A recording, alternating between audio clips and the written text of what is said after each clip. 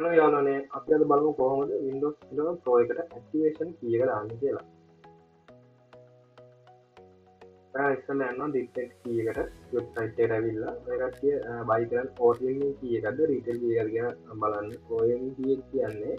Board එක වදිනවා කෙලින්ම. රීටේල් කී එක කියන්නේ ඔය කට්ටිය හાર્ඩ් එකට. ඒ කියන්නේ ඔය කට්ටිය කී ෆෝමැට් කළොත් OEM කී එක දෙමුත් ආයි කී එක ගන්න ඕනේ නැහැ. රීටේල් කී එක ගත්තොත් සාසලක ඔය කට්ටිය කී එකක් බයි කරන්න ඕනේ. එන්න පුළුවනවට OM කිය ගන්න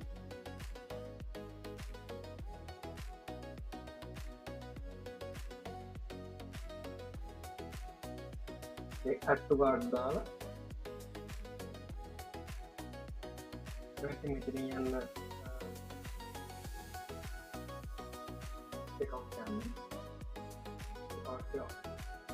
පාස්ට් එකයි ඉතින් මම දෙන්නම් අපි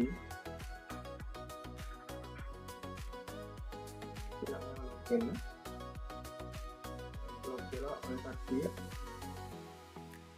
දැන් ඔය මෙතන account කරනවා account කරනවා ඉතින් අරටි බෑන්ක් ට්‍රාන්ස්ෆර් දැන් මම මෙතන check out page එකට ඇවිල්ලා ඔය කට්ටිය account key එක බයි ගන්න key එක බයි කරලා ඔය කට්ටිය දැන් bank transfer එක දානවානේ දැන් transfer දාලා ඔය කට්ටිය bank slip එක දිනන bank slip එක දාන්න ඕන WhatsApp එකට ඒ WhatsApp එකට ගිහිල්ලා කට්ටිය බයි කරපු බයි කරලා pay කරපු bank slip එක දාන්න ඕන දැන් මට වස්ත තමයි කට්ටියගේ WhatsApp එකට WhatsApp එකේ ඒ කට්ටිය email අපි කී එක මේ රිසීව් කරනවා ඇක්ටිවේෂන් එක කරද්දී ඇක්ටිවේෂන් කරද්දී යන්න this PC කියලා properties ගන්න මම මෙතන බෙන්නවා මෙතන තියෙනවා product key and activation කියලා ඇක්ටිවේෂන් එක කියන්නේ මගට ඇක්ටිවේට් වෙලා තියෙන්නේ අන්න මෙතන බෙන්නවා ඇක්ටිවේෂන් key එක ගහන්න වෙනවා key එක ගහන්න ආපුවම